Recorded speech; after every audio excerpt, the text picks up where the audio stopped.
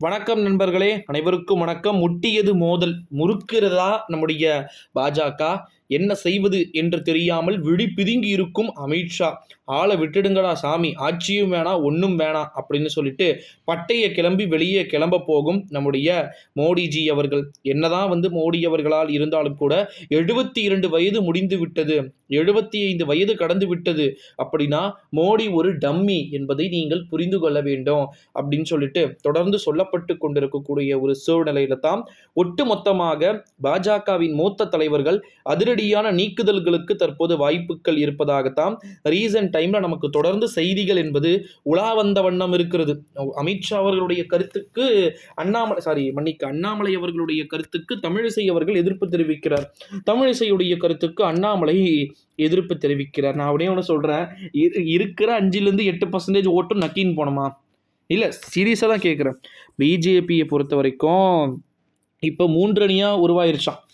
நயினார் நாகேந்திரன் அணி, பிஜேபியின் சார்பில் அக்கா தமிழிசை அணி, அண்ணன் அண்ணாமலை அணி அப்படின்னு சொல்லிட்டு கிட்டத்தட்ட இப்போ 3 அணிக்கிட்ட உருவாகி இருப்பதா நமக்கு தகவல்கள் என்பதும் கிடைக்க பெற்று கொண்டிருக்கக்கூடிய ஒரு சில சூழ்நிலையில தான் நிச்சயமாக பாஜகவிற்கு மூத்த தலைவர்கள் தீவிர ஆலோசனையில் ஏன் இந்த ஆள் பார்த்தீங்கன்னா தமிழ்நாட்டுடைய போஸ்ட்டை ரிசைன் பண்ணிட்டு வரல, நம்ம சொன்னால் கேட்கறது அது அவங்களுடைய வேலை தானே, அதை ஏன் பார்த்தீங்கன்னா கேட்கல அப்படின்னு சொல்லிட்டு அது ஒரு பக்கம் கோவத்துலேயும் டென்ஷன்லையும் இருந்தாலும் கூட, இல்லை நான் தமிழ்நாடு அரசியலை மேம்படுத்த போகிறேன் அப்படின்னு சொல்லிட்டு, நீங்கள் தமிழ்நாடு அரசியல்லாம் கிழின்னு கிழிச்சது போதும், இங்கே வாங்க அப்படின்னு சொல்லிட்டு தொடர்ந்து குற்றச்சாட்டுக்களுக்கு மேலே குற்றச்சாட்டுக்கள் வைக்கப்பட்டு கொண்டிருக்கக்கூடிய ஒரு சில சூழ்நிலையில் தான் ஒட்டுமொத்தமாக பிஜேபியுடைய லீடர்ஸ், ஓகேங்களா, பாஜகவுடைய பாரதிய ஜனதா கட்சியுடைய தலைவர்கள் அனைவருமே பார்த்திங்கன்னா எந்த நேரத்தில் வேண்டுமானாலும் அதிரடியாக நீக்கப்படுவதற்கு வாய்ப்புகளும் சாத்தியக்கூறுகளும் அதிகமாக இருக்குது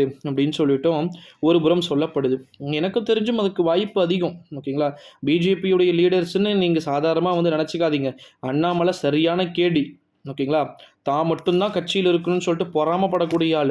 தமிழிசை இருக்கும் போதும் கட்சி ரீச் ஆச்சுங்க, இல்லைன்னு சொல்லலை, நெகட்டிவில் ரீச் ஆச்சு. இப்போ இவரது பாசிட்டிவில் ரீச் ஆகுதுன்னா சொல்ல முடியும். ஓகேங்களா, அண்ணாமலை வந்ததுனால பெருசாலாம் மாற்றம் இல்லை.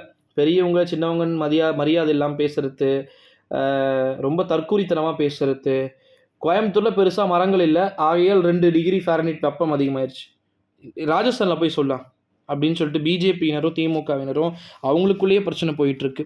ஸோ அதனால் எதிரியை நம்ம அழிக்க வேண்டிய அவசியம் இல்லை, அவனே அழிஞ்சிடுவான் அப்படின்னு சொல்லக்கூடிய வகையில் திமுக பிஜேபியை பற்றி கவலைப்படலை. திமுகவுக்கு கவலை என்னவா இருக்குது? விஜய் சீமான் இணைந்து விடுவார்களா, 25% வாக்குகளை பெற்று விடுவார்களா, இதுதான். ஓகேங்களா, ஸோ வெயிட் பண்ணி பார்க்கலாம்.